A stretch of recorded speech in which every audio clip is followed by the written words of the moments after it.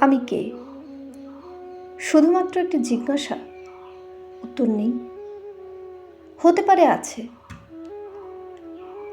আমি নই, কিন্তু আমি শুধুমাত্র তারই প্রকাশ্য প্রতিবিম্ব।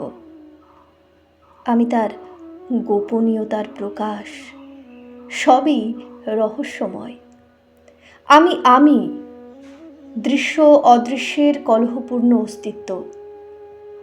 ভালোবাসায় আমি কিছুই নই এর জাতিকুল। সেখানেই ভালোবাসা যেখানে আমি সত্য, আমি নই। সেখানেই ভালোবাসা যেখানে আমি নির্বাণ স্থিতি।